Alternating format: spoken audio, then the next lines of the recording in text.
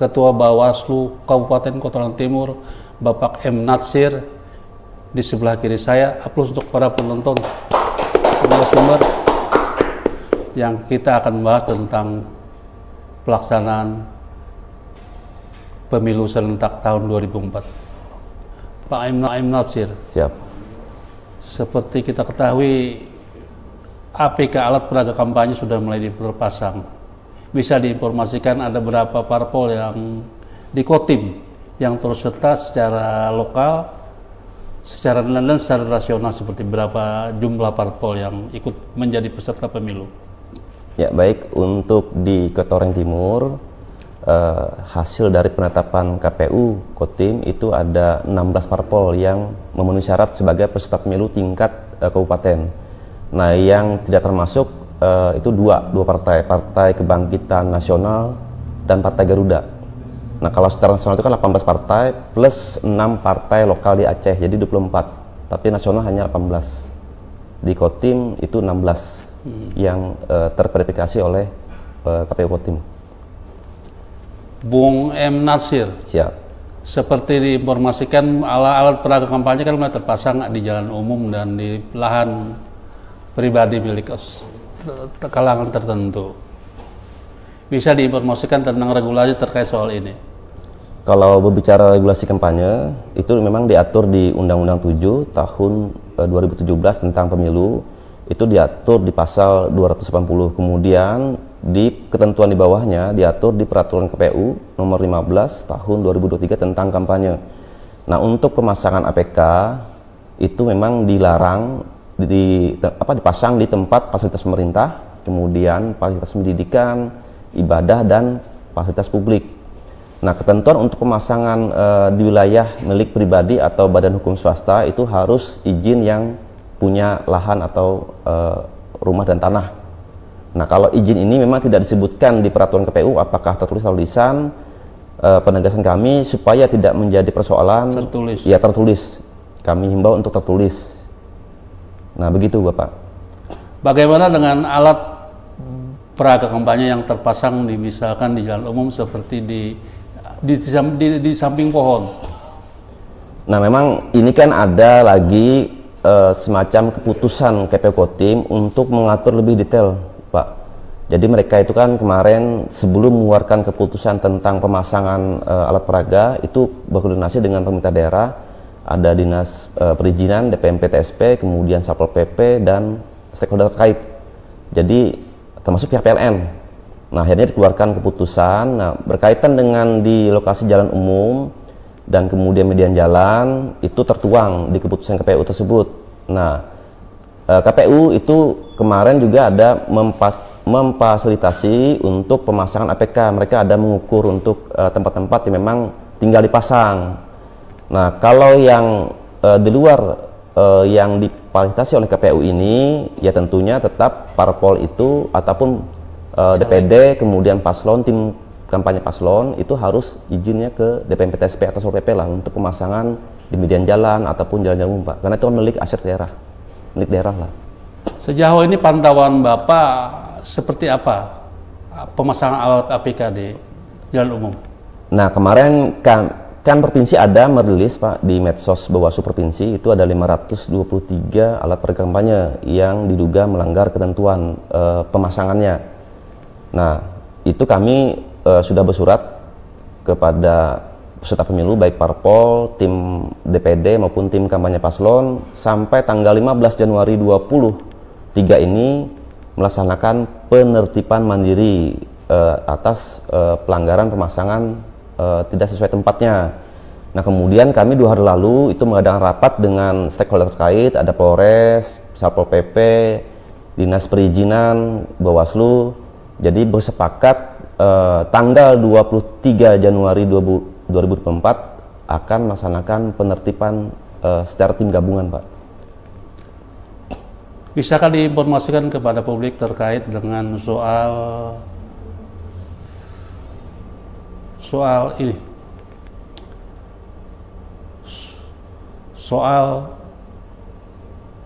pemasangan APK yang tidak berizin? Ya, tentunya ini kan kalau konteksnya Tadi saya bilang bahwa sesuai ketentuan undang-undang dan turunannya peraturan KPU ini, itu memang harus izin pemilik yang bersangkutan. Nah, kemarin ada pertanyaan, bagaimana misalnya lahan yang di luar kota memang orangnya tidak ada di Kotim, misalnya milik orang luar gitu kan, jalan tengahnya itu silahkan dipasang, tetapi ketika ada komplain silahkan lapor ke Bawaslu atau dicabut pun tidak masalah. Ini kan hanya karena keberdataan kan. Siapapun memasang di atas lahan milik seseorang itu ya milik yang punya itu kan, mau dicabut atau dilepas, jangan salahkan yang punya lahan, karena memang sudah ketentuannya jelas harus izin pemilik lahan. Nah begitu Bapak.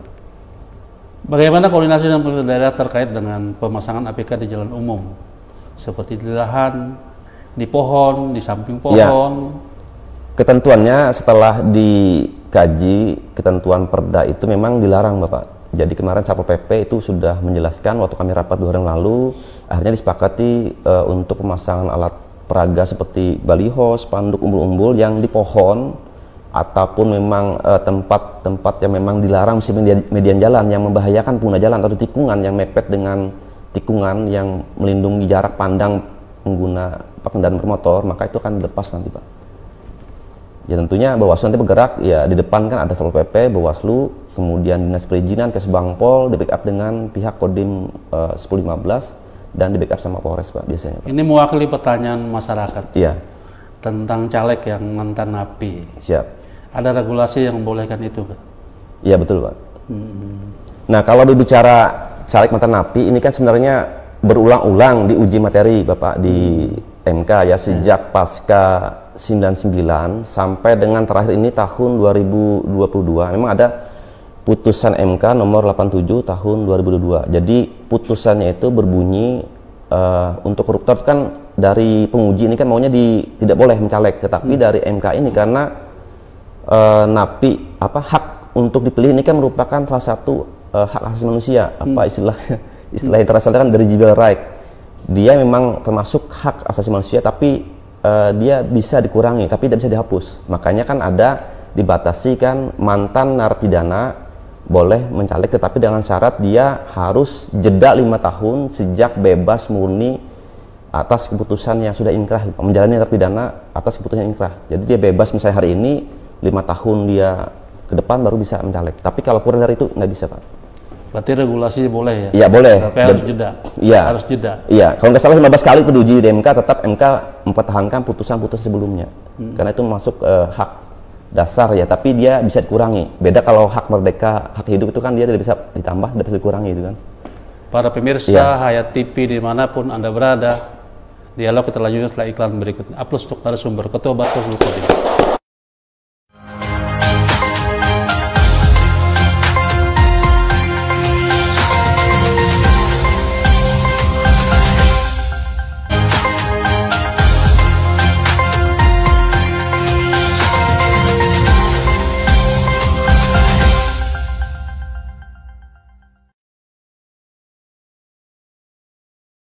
Kita lanjutkan bersama narasumber Bapak M. Natsir, Ketua Badan Pengawas Pemilu Kabupaten Kutai Timur. Upload untuk narasumber. Bung M. Natsir, ya, terkait dengan sosialisasi kepada peserta pemilu 2000-2004, mana yang boleh dan yang tidak, yang selama ini dilakukan seperti apa? Nah kalau ini sudah masuk tahapan kampanye, jadi kami sudah di awal masa kampanye itu mengundang rapat dalam kantor, jadi ada instansi terkait, kemudian dari perwakilan parpol, perwakilan tim DPD, dan perwakilan tim paslon. Jadi intinya kami sampaikan tentang ketentuan Undang-Undang 7 tahun 2017, kemudian ketentuan peraturan KPU kampanye, kemudian ketentuan KPU, intinya kami sudah selesaikan itu Pak. Untuk tempat-tempat pemasangan APK yang memang ketentuan dilarang, kemudian mana yang dibolehkan, sudah kami sampaikan kepada parpol untuk mematuhi ketentuan supaya pelaksanaan kampanye ini itu bisa tertib, aman, damai, itu kan tidak ada konflik atau tidak ada saling lapor ke Bawaslu nih antar peserta pemilu. Nah ini sudah kami sampaikan. Bahkan kemarin kita mengadakan kegiatan sifat resmi mengundang parpol juga untuk yang konteks pencegahan tindak pidana pemilu di Aquarius sampai diinapkan Bang. Kalau beriklan kan di televisi tanggal ditentukan waktunya. Kalau di medsos seperti apa?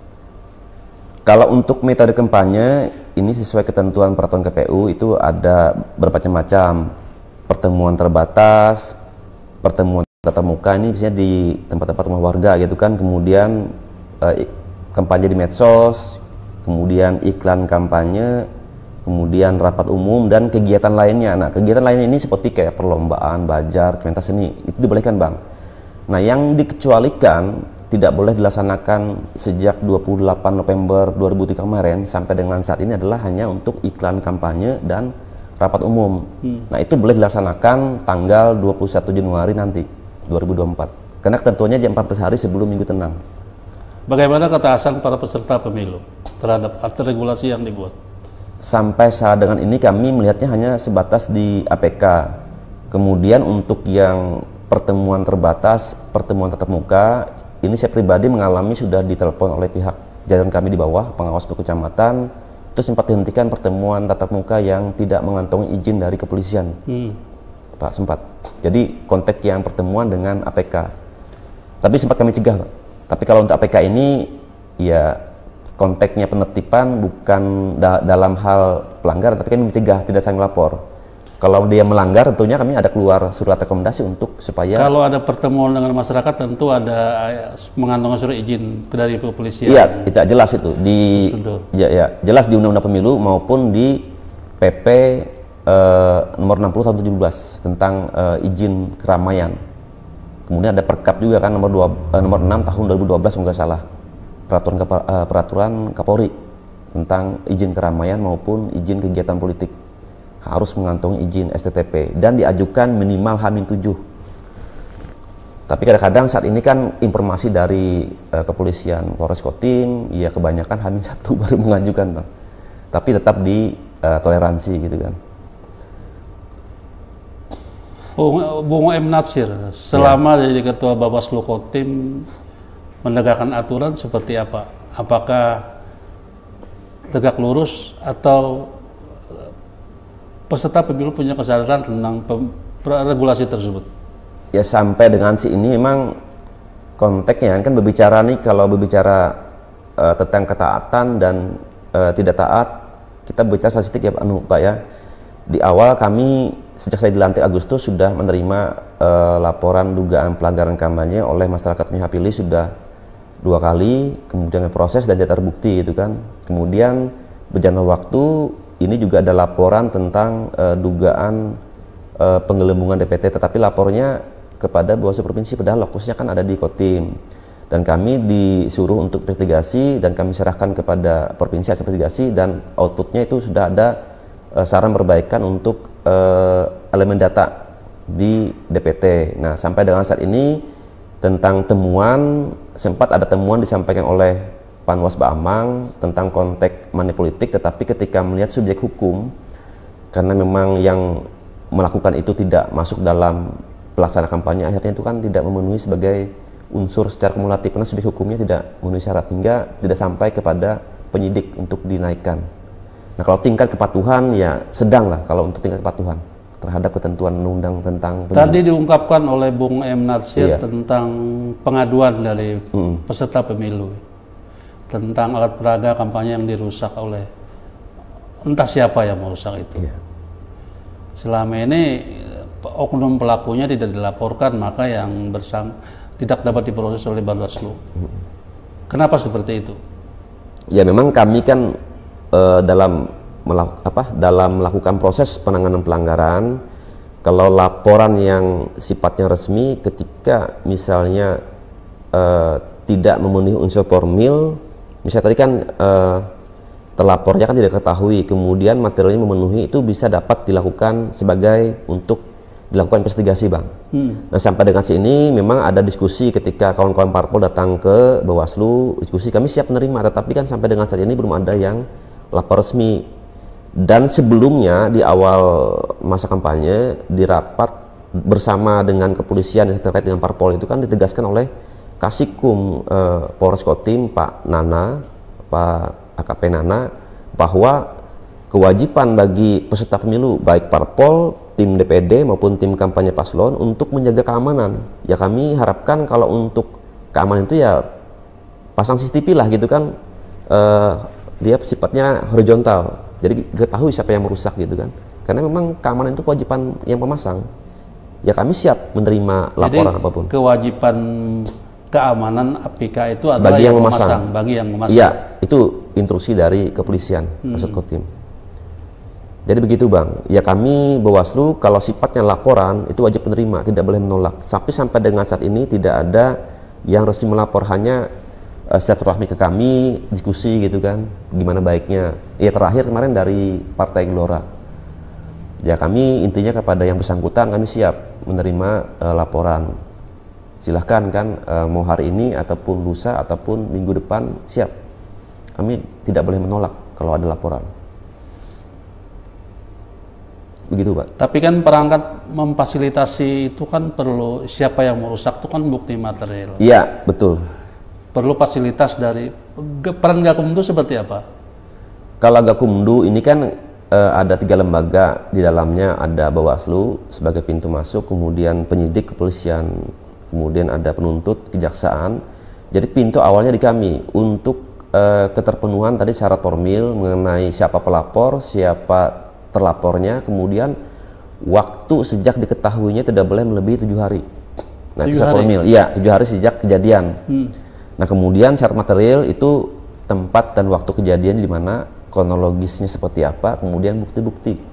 Jadi bukti ini ya alat bukti, kemudian barang bukti Bang. Jadi ada 6 syarat supaya itu bisa diproses, nanti kami register, kami kaji, kemudian jika kuat 70% ini memang betul-betul kuat, kami naikkan ke penyidik. Ya kami pun gengsi juga, misalnya hanya istilahnya kekuatan ini 30% kami naikkan, malu juga Bang, nanti mental juga ada penyidik. Memang harus, kalau pidana ini kan dia formil material dan kebenarannya kan, jadi harus dikaji betul-betul detail.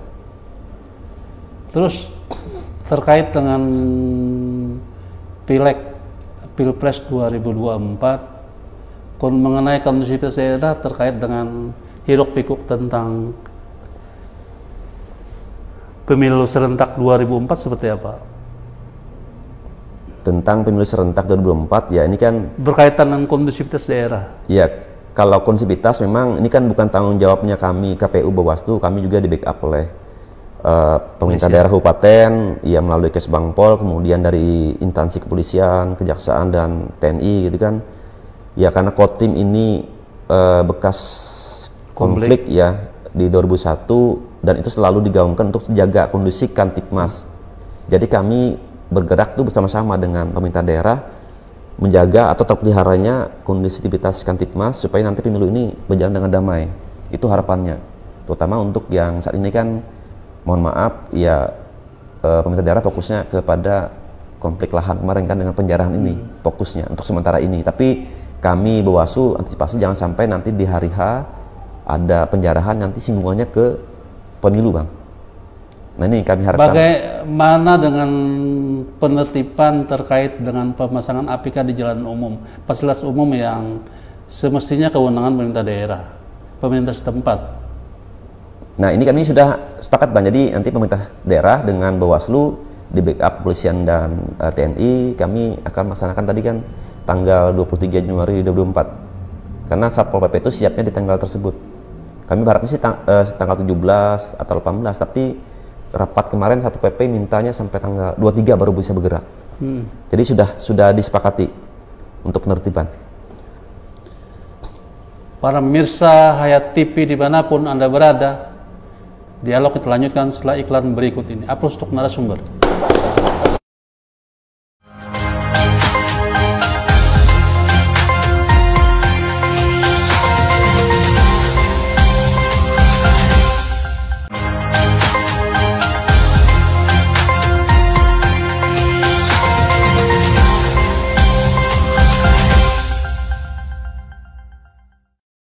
Hayat TV dimanapun Anda berada, kita lanjutkan dialog bersama narasumber Bapak M. Natsir, Ketua Bawaslu Kabupaten Kotalan Timur. Aplaus untuk narasumber.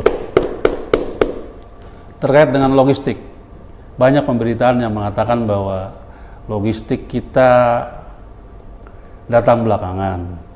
Ada yang disimpan di tempat khusus, di tempat lain. Seperti apa yang sebagai Bawaslu yang mengawasi juga KPU sebagai pelaksana pemilu? Ya, Bawaslu tentunya mengawasi kan berdasarkan regulasi selain undang-undang. Nah, yang mengatur lebih detail tentang logistik ini ada peraturan KPU tentang logistik. Jadi memang dari sejak kedatangan dari pelabuhan Begendang kami kawal sampai dengan gudang di indoor stadion itu kan. Nah, sampai dengan saat ini kami menghitung ini kan sesuai syaratnya keterpenuhan surat suara itu dari DPT itu kan 303.608 plus 2%. Itu sudah kami hitung ya terpenuhi ini. Kemudian yang cadangan untuk 1.000 surat suara ketika misalnya ada suara ulang itu sudah disiapkan oleh pihak teman-teman KPU, sudah ready semua. Nah, kemarin pelipatan sortir dan pelipatan sudah dilakukan. Nah, sampai dengan sini kami nanti minta informasi KPU berapa jumlah sortir surat suara yang rusak, sehingga nanti surat suara itu dimintakan kembali kepada KPU RI melalui KPU Provinsi untuk di-dropping kembali, supaya sesuai ketentuan tadi yang jumlah DPT plus 2% surat suara harus ada. Kemudian 1.000 surat suara untuk pemungutan suara ulang harus ready di gudang. Nah, itu yang kami awasi, Pak. Sebagai Bawaslu, potensi kecurangan pemilu seperti apa? Kalau potensi ini kan masih, kalau masyarakat sih nilainya ya isu sih money politik. Money politik ya, jual beli suara. Nah, ini memang Bawaslu karena memang keterbatasan sumber manusia, kami di desa cuma ada 1 pengawas, kemudian di kecamatan ada 3, tentunya mata melihat kan terbatas, sehingga kami mengharapkan ya adanya dukungan masyarakat ketika misalnya nanti di hari Minggu tenang 3 hari itu, kemudian di hari H jika memang ada melihat, mengalami atau mendengar, langsung saja lapor kepada Bawaslu melalui jajaran di kecamatan dan pengawas desa kelurahan agar kami segera bertindak cepat ke lapangan. Selama ini ada warning dari Bawaslu sebelum pemilu serentak, sosialisasi kepada peserta pemilu terkait likuidasi tentang money politik. Sampai dengan sini memang ketentuan money politik sesuai dengan pasal atau delik pidana pemilu itu ada di saat ini kampanye itu ada di pasal 523 ayat 1. Jadi memang untuk sebagai hukumnya itu terbatas, hanya menyentuh kepada pelaksana kampanye, kemudian peserta kampanye, kemudian tim kampanye yang dengan sengaja menjanjikan atau memberikan uang atau materi lainnya bla bla kan, dan seterusnya. Nah, mengenai definisi materi lainnya ini kan tidak harus berupa uang. Tentunya kami harus melihat penjelasan secara otentik di undang-undang tersebut.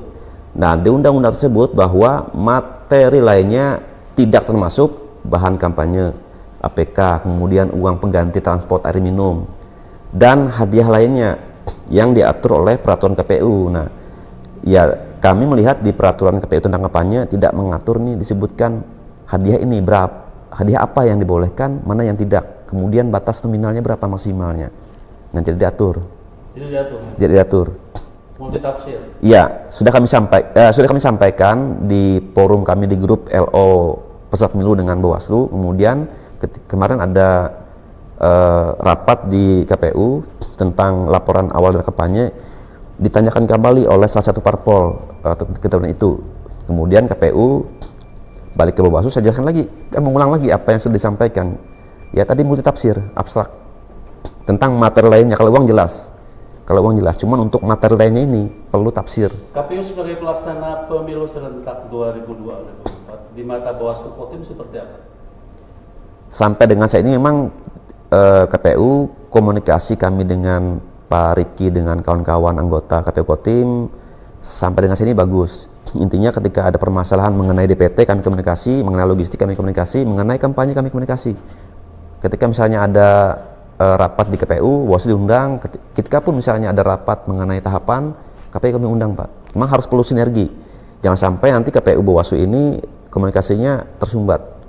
Ujung-ujungnya nanti pelaksanaan kampanye pasti terganggu. Itu jelas itu. Memang pengalaman kami sebelumnya seperti itu. Memang harus dijaga komunikasi ini. Jadi tidak perlu ada ditutupi gitu kan. Terus peran Bawaslu seperti pengawasan kepada KPU sebagai pelaksana pemilu serentak 2024 cukup mengkomunikasikan atau mengawasi kinerja mereka? Jadi kalau berbicara prosedur, kami biasanya misalnya anggap tahapan pemutahiran pemilih kami tentunya awalnya bersurat himbauan supaya KPU itu dalam penyusunan daftar pemilih itu harus sesuai dengan undang-undang dan ketentuan. Ketika pun misalnya ada ya investigasi nih patroli kami di desa kemarin atau kelurahan, ada yang masyarakat yang belum terdata, kami sampaikan bersurat dengan data NIK nama yang bersangkutan untuk bisa diakomodir dalam daftar pemilih. Nah, begitupun misalnya tahapan kampanye gini kan, ya hal-hal sifatnya memang ada perlu komunikasi, saran bahwa untuk penyusunan tadi keputusan KPU Kotim untuk ketentuan kampanye, ya kami bersurat juga untuk himbauan mematuhi ketentuan undang-undang, kemudian ketentuan-ketentuan pendukung lainnya, misalnya undang-undang Perda itu. Nah begitu. Terkait dengan beriklan di televisi, tadi dikatakan bahwa APK di medsos tidak ditenggat oleh waktu, dimulai setara, seperti yang lewat-lewat. Bisa disampaikan kepada publik? Ya, kalau metode kampanye melalui medsos ini, ketentuan yang sebenarnya adalah, jadi setiap peserta pemilu, baik parpol, DPD, paslon, tim paslon presiden dan wakil presiden ini, dia harus mendaftarkan medsosnya, baik di TikTok, Facebook, Instagram, ataupun medsos lainnya. Didaftarkan kepada KPU. Nah, bagaimana yang tidak terdaftar? Nah, yang tidak terdaftar ini ya tetap kami awasi, tetapi tidak bisa, misalnya nanti diduga nih terbukti melanggar, untuk yang dipersalahkan tidak bisa. Paling nanti kami di kepolisian itu kami rekomendasi polisian untuk di take down medsos yang bersangkutan ketika misalnya kontennya melanggar ketentuan, misalnya mempersoalkan dasar negara, hasut menghasut, kemudian membuat isu sara. Nah itu nanti kami rekom ke. Kalau cuma beriklan? Kalau iklan tidak masalah. Jadi konteksnya gini Bang, kalau iklan kan hanya ke media massa, cetak dan televisi, tidak bicara medsos kan? Ya medsos itu kan dibolehkan kalau kampanye di medsos. Kalau iklan di medsos kan tidak diatur Bang, untuk dibatasi, karena perasaannya kan dia iklan yang itu kan hanya media massa, media cetak online kan, kemudian media televisi kan. Nah sifatnya iklan. Kalau medsos tidak diatur.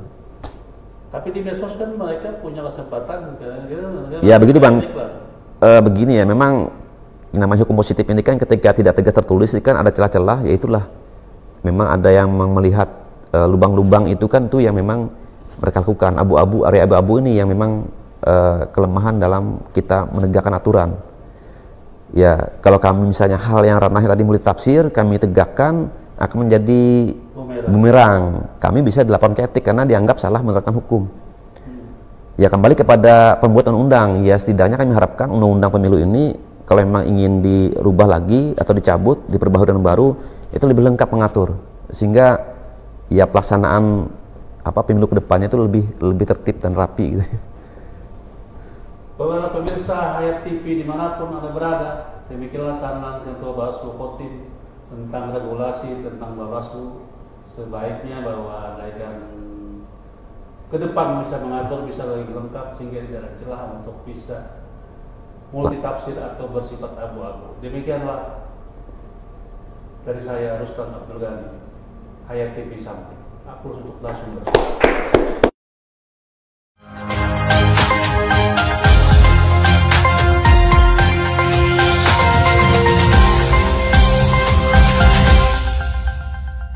Ketua Bawaslu Kabupaten Kota Timur, Bapak M. Natsir, di sebelah kiri saya. Aplaus untuk para penonton sumber yang kita akan membahas tentang pelaksanaan pemilu serentak tahun 2004. Pak M. Natsir. Siap.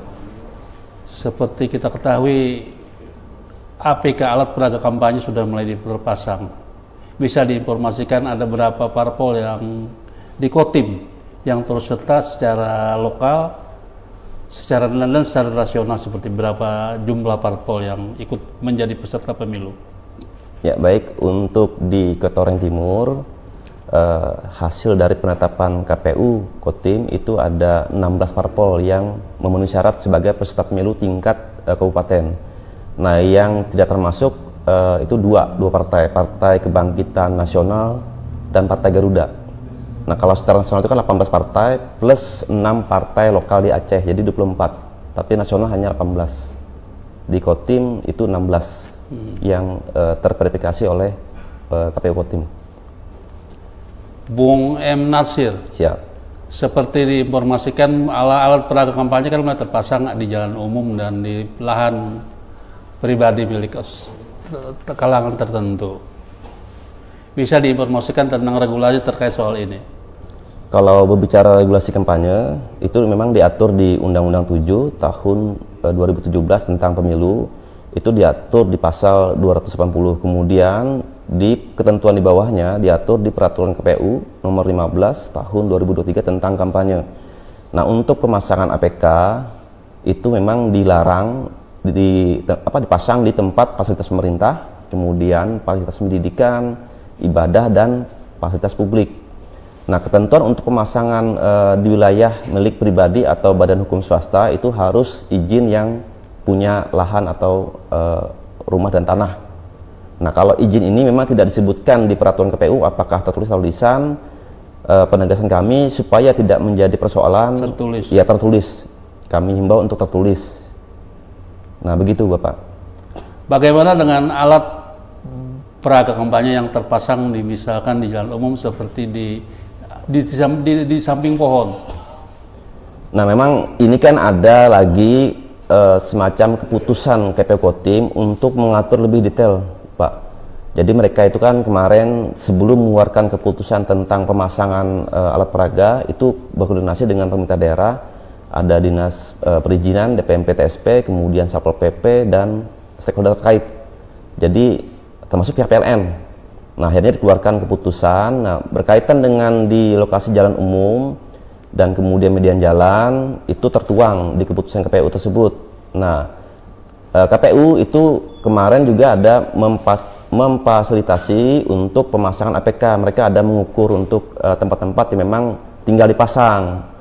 Nah, kalau yang di luar yang difasilitasi oleh KPU ini, ya tentunya tetap parpol itu ataupun DPD, kemudian paslon, tim kampanye paslon itu harus izinnya ke DPMP TSP atau Satpol PP lah untuk pemasangan di median jalan ataupun jalan-jalan umum, Pak. Karena itu milik aset daerah, milik daerah lah.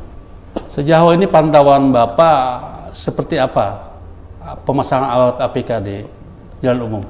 Nah, kemarin kan provinsi ada merilis Pak di medsos Bawaslu provinsi itu ada 523 alat peraga kampanye yang diduga melanggar ketentuan pemasangannya.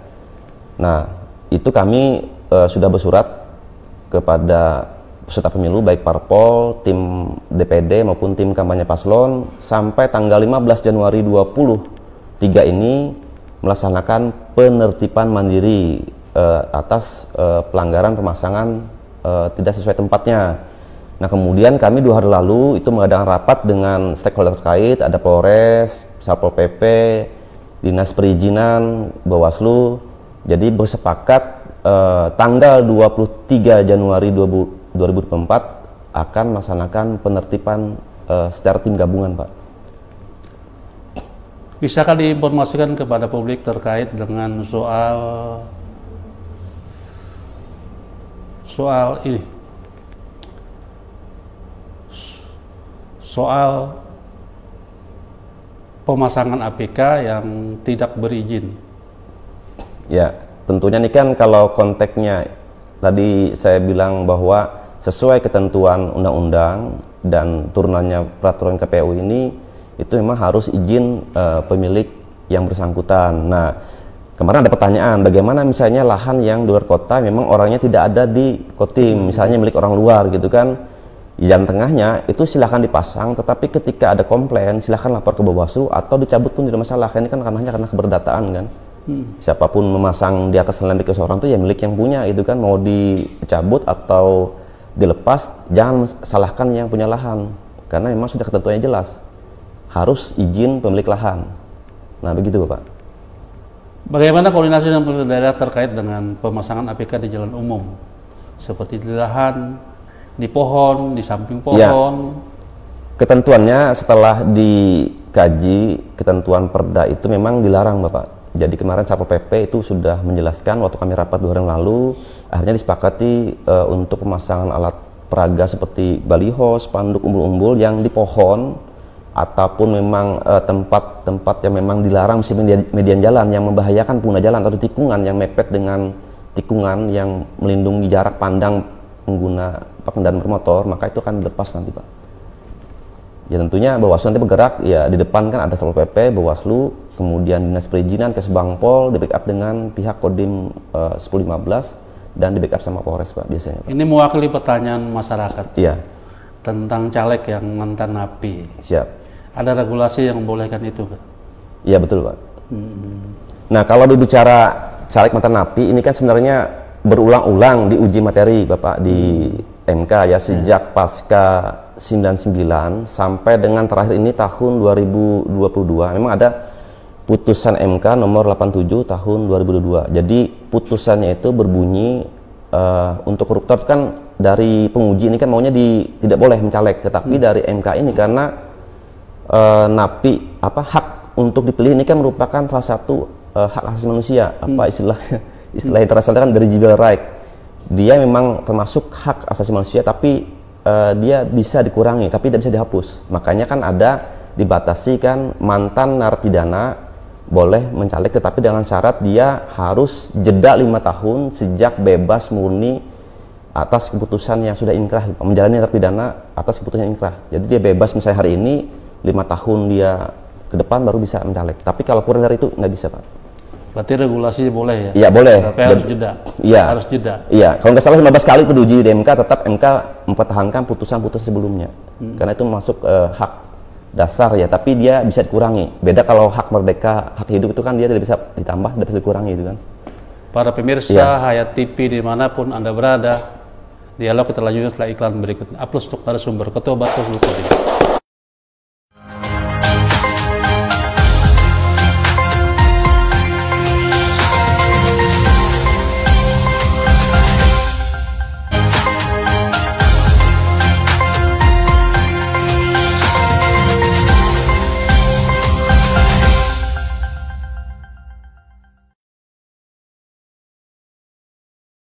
Kita lanjutkan bersama narasumber Bapak M. Natsir, Ketua Badan Pengawas Pemilu Kabupaten Kutai Timur. Upload untuk narasumber. Bung M. Natsir, ya, terkait dengan sosialisasi kepada peserta pemilu 2000-2004, mana yang boleh dan yang tidak, yang selama ini dilakukan seperti apa? Nah kalau ini sudah masuk tahapan kampanye, jadi kami sudah di awal masa kampanye itu mengundang rapat dalam kantor, jadi ada instansi terkait, kemudian dari perwakilan parpol, perwakilan tim DPD, dan perwakilan tim paslon. Jadi intinya kami sampaikan tentang ketentuan Undang-Undang 7 tahun 2017, kemudian ketentuan peraturan KPU kampanye, kemudian KPU, intinya kami sudah sosialisasikan itu Pak. Untuk tempat-tempat pemasangan APK yang memang ketentuan dilarang, kemudian mana yang dibolehkan, sudah kami sampaikan kepada parpol untuk mematuhi ketentuan supaya pelaksanaan kampanye ini itu bisa tertib Bang. Aman damai, itu kan tidak ada konflik atau tidak ada saling lapor ke Bawaslu nih antar peserta pemilu. Nah ini sudah kami sampaikan. Bahkan kemarin kita mengadakan kegiatan sifat resmi mengundang parpol juga untuk yang konteks pencegahan tindak pidana pemilu di Aquarius sampai dinapkan Bang. Kalau beriklan kan di televisi tanggal ditentukan waktunya. Kalau di medsos seperti apa? Kalau untuk metode kampanye ini sesuai ketentuan peraturan KPU itu ada bermacam-macam, pertemuan terbatas, pertemuan tatap muka ini biasanya di tempat-tempat rumah warga gitu kan, kemudian kampanye di medsos, kemudian iklan kampanye, kemudian rapat umum dan kegiatan lainnya. Nah kegiatan lainnya ini seperti kayak perlombaan, bajar, pentas seni itu dibolehkan Bang. Nah yang dikecualikan tidak boleh dilaksanakan sejak 28 November 2003 kemarin sampai dengan saat ini adalah hanya untuk iklan kampanye dan rapat umum. Nah itu boleh dilaksanakan tanggal 21 Januari nanti 2024 karena ketentuannya jam 14 hari sebelum Minggu Tenang. Bagaimana ketaatan para peserta pemilu terhadap regulasi yang dibuat? Sampai saat dengan ini kami melihatnya hanya sebatas di APK. Kemudian untuk yang pertemuan terbatas, pertemuan tatap muka ini saya pribadi mengalami sudah ditelepon oleh pihak jajaran kami di bawah, pengawas untuk kecamatan, itu sempat dihentikan pertemuan tatap muka yang tidak mengantongi izin dari kepolisian. Pak, sempat. Jadi kontak yang pertemuan dengan APK. Tapi sempat kami cegah, Pak. Tapi kalau untuk APK ini, ya konteksnya penertiban bukan dalam hal pelanggaran, tapi kami mencegah, tidak saling lapor. Kalau dia melanggar, tentunya kami ada keluar surat rekomendasi untuk supaya... Kalau ada pertemuan dengan masyarakat, tentu ada mengantongi surat izin dari kepolisian. Iya, tidak jelas itu. Ya, jelas di Undang-Undang Pemilu maupun di PP nomor 60 tahun 17 tentang izin keramaian. Kemudian ada Perkap juga kan nomor 6 tahun 2012 kalau nggak salah. Peraturan Kapolri tentang izin keramaian maupun izin kegiatan politik. Harus mengantongi izin STTP dan diajukan minimal H-7. Tapi kadang-kadang saat ini kan informasi dari kepolisian Polres Kotim, ya kebanyakan H-1 baru mengajukan, Bang. Tapi tetap di toleransi gitu kan. Bung M. Natsir, selama jadi Ketua Bawaslu Kotim menegakkan aturan seperti apa?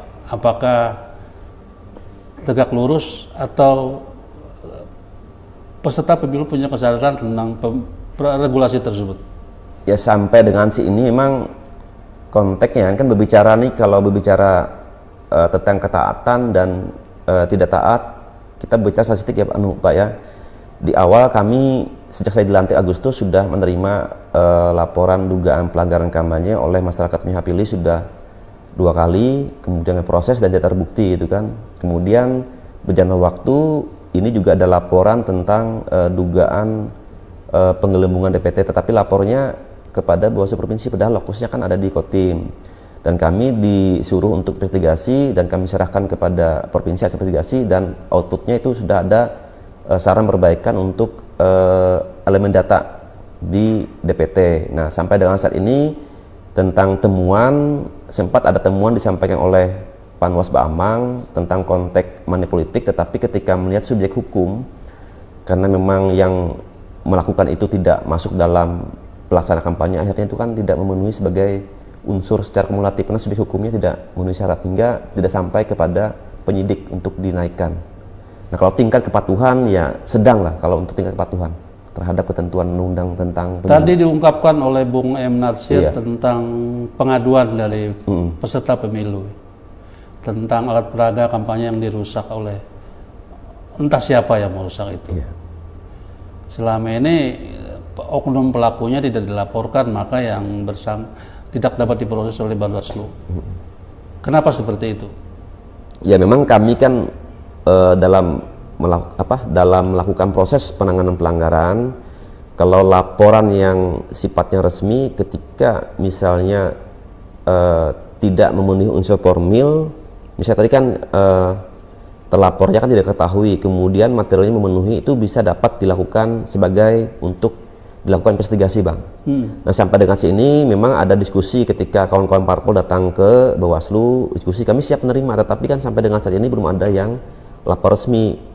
Dan sebelumnya di awal masa kampanye, di rapat bersama dengan kepolisian yang terkait dengan parpol itu kan ditegaskan oleh Kasikum Polres Kotim Pak AKP Nana, bahwa kewajiban bagi peserta pemilu baik parpol, tim DPD maupun tim kampanye paslon untuk menjaga keamanan. Ya kami harapkan kalau untuk keamanan itu ya pasang CCTV lah gitu kan, dia sifatnya horizontal, jadi ketahui siapa yang merusak gitu kan, karena memang keamanan itu kewajiban yang pemasang. Ya kami siap menerima laporan. Jadi, apapun kewajiban keamanan APK itu adalah bagi yang memasang. Bagi yang memasang. Iya, itu instruksi dari kepolisian Polres Kotim. Jadi begitu, Bang. Ya kami Bawaslu kalau sifatnya laporan itu wajib menerima, tidak boleh menolak. Tapi sampai dengan saat ini tidak ada yang resmi melapor, hanya silaturahmi ke kami, diskusi gitu kan, gimana baiknya. Ya terakhir kemarin dari Partai Gelora. Ya kami intinya kepada yang bersangkutan kami siap menerima laporan. Silahkan kan mau hari ini ataupun lusa ataupun minggu depan siap. Kami tidak boleh menolak kalau ada laporan. begitu Pak. Tapi kan perangkat memfasilitasi itu kan perlu, siapa yang merusak itu kan bukti material. Iya, betul. Perlu fasilitas dari, peran Gakumdu seperti apa? Kalau Gakumdu ini kan ada 3 lembaga, di dalamnya ada Bawaslu sebagai pintu masuk, kemudian penyidik kepolisian, kemudian ada penuntut kejaksaan. Jadi pintu awalnya di kami untuk keterpenuhan tadi syarat formil mengenai siapa pelapor, siapa terlapornya, kemudian waktu sejak diketahuinya tidak boleh melebihi 7 hari. Nah, 7 hari? Formil, iya 7 hari sejak kejadian. Nah, kemudian syarat material itu tempat dan waktu kejadian di mana, kronologisnya seperti apa, kemudian bukti-bukti. Jadi bukti ini ya alat bukti maupun barang bukti, Bang. Jadi ada 6 syarat supaya itu bisa diproses. Nanti kami register, kami kaji, kemudian jika kuat 70% ini memang bukti-bukti kuat, kami naikkan ke penyidik. Ya kami pun gengsi juga, misalnya hanya istilahnya kekuatan ini 30% kami naikkan, malu juga Bang, nanti mental juga ada penyidik. Memang harus, kalau pidana ini kan dia formil material dan kebenarannya kan, jadi harus dikaji betul-betul detail. Terus terkait dengan Pilpres 2024, mengenai kondusivitas daerah terkait dengan hiruk pikuk tentang pemilu serentak 2004 seperti apa? Tentang pemilu serentak 2004 ya ini kan berkaitan dengan kondusivitas daerah. Ya, kalau kondusivitas memang ini kan bukan tanggung jawabnya kami KPU Bawaslu, kami juga di backup oleh pemerintah daerah kabupaten, ya melalui Kesbangpol, kemudian dari instansi kepolisian, kejaksaan dan TNI gitu kan. Ya karena Kodim ini bekas konflik ya di 2001 dan itu selalu digaungkan untuk menjaga kondisi Kamtipmas. Jadi kami bergerak tuh bersama-sama dengan pemerintah daerah menjaga atau terpeliharanya kondisivitas Kamtipmas supaya nanti pemilu ini berjalan dengan damai. Itu harapannya. Terutama untuk yang saat ini kan mohon maaf ya pemerintah daerah fokusnya kepada konflik lahan kemarin kan dengan penjarahan ini fokusnya untuk sementara ini. Tapi kami Bawaslu antisipasi jangan sampai nanti di hari H ada penjarahan nanti singgungannya ke pemilu Bang. Nah ini kami harapkan. Bagaimana dengan penertiban terkait dengan pemasangan APK di jalan umum, fasilitas umum yang semestinya kewenangan pemerintah daerah, pemerintah setempat? Nah ini kami sudah sepakat Bang, jadi nanti pemerintah daerah dengan Bawaslu di backup kepolisian dan TNI kami akan melaksanakan tadi kan tanggal 23 Januari 2024 karena Satpol PP itu siapnya di tanggal tersebut. Kami berharapnya sih tanggal 17 atau 18, tapi rapat kemarin Satpol PP mintanya sampai tanggal 23 baru bisa bergerak. Jadi sudah disepakati untuk penertiban. Para pemirsa Hayat TV dimanapun Anda berada, dialog kita lanjutkan setelah iklan berikut ini. Upload untuk narasumber.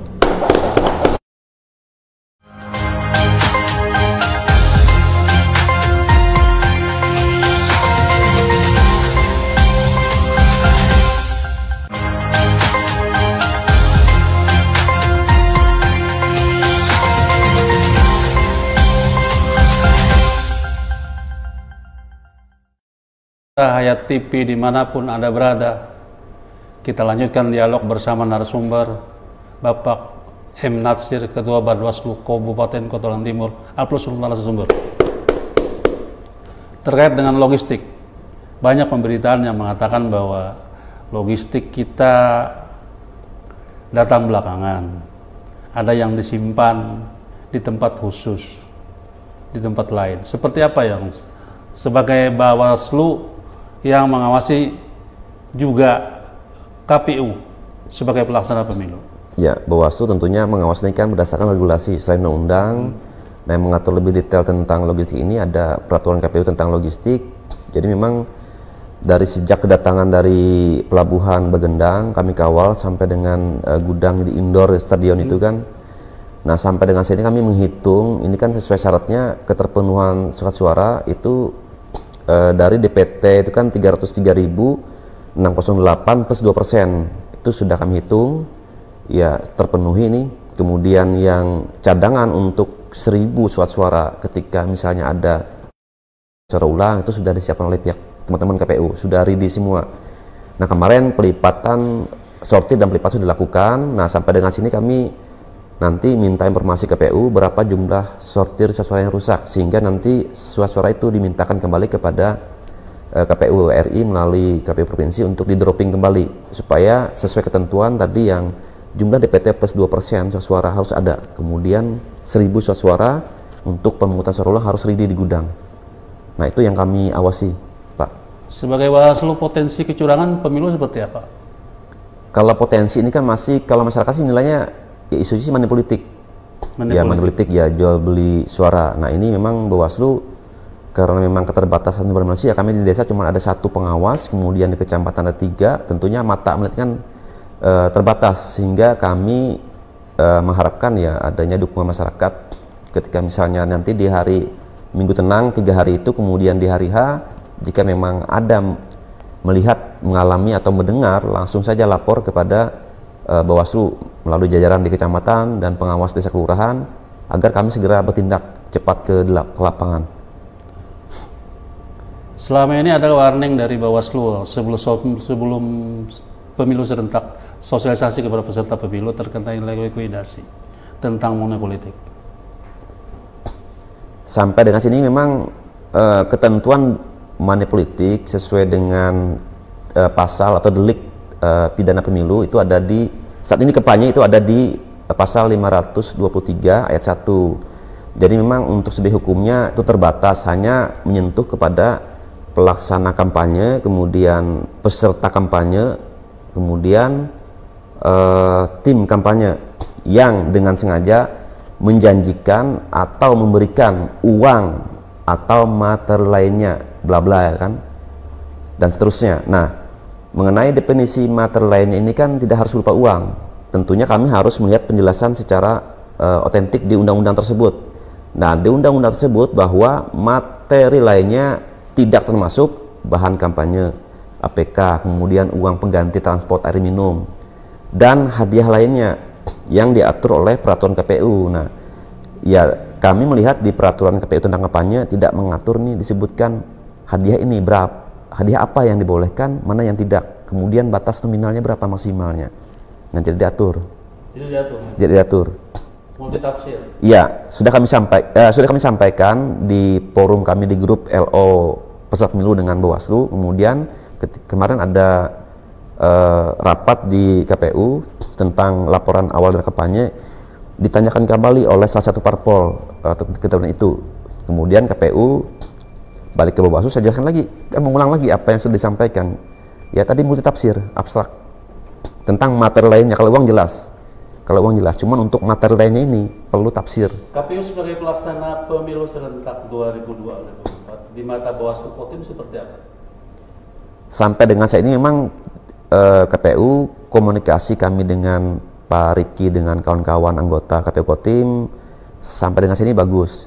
Intinya ketika ada permasalahan mengenai DPT kami komunikasi, mengenai logistik kami komunikasi, mengenai kampanye kami komunikasi. Ketika misalnya ada rapat di KPU, Bawaslu diundang. Ketika pun misalnya ada rapat mengenai tahapan, KPU kami undang, Pak. Memang harus perlu sinergi. Jangan sampai nanti KPU Bawaslu ini komunikasinya tersumbat. Ujung-ujung nanti pelaksanaan kampanye pasti terganggu. Itu jelas itu. Memang pengalaman kami sebelum-sebelumnya seperti itu. Memang harus dijaga komunikasi ini. Jadi tidak perlu ada ditutupi gitu kan. Terus peran Bawaslu seperti pengawasan kepada KPU sebagai pelaksana pemilu serentak 2024 cukup mengkomunikasikan atau mengawasi kinerja mereka?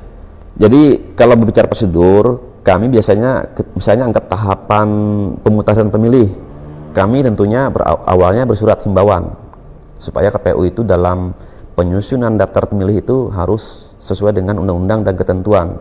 Ketika pun misalnya ada ya investigasi nih, patroli kami di desa kemarin atau kelurahan, ada yang masyarakat yang belum terdata, kami sampaikan bersurat dengan data NIK, nama yang bersangkutan untuk bisa diakomodir dalam daftar pemilih.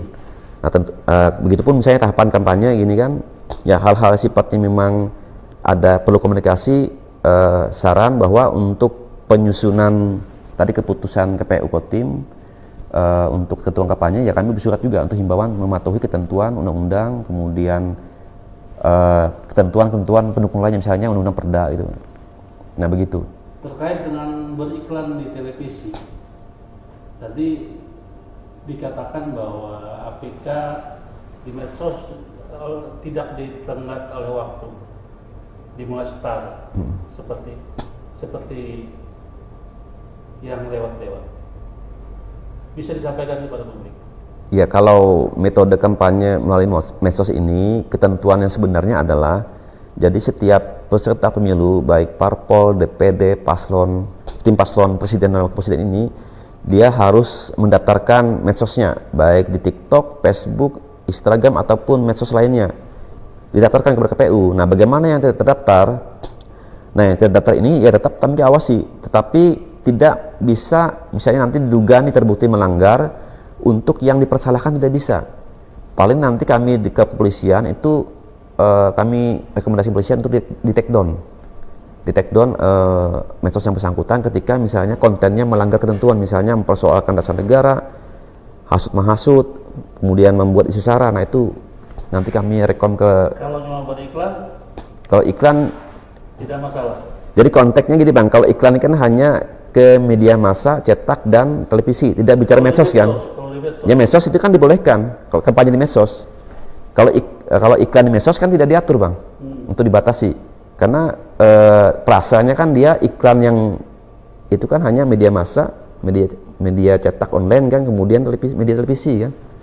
Nah, sifatnya iklan. Kalau medsos tidak diatur. Tapi di medsos kan mereka punya kesempatan. Ya begitu Bang. Begini ya, memang namanya hukum positif ini kan ketika tidak tegas tertulis kan ada celah-celah, ya itulah.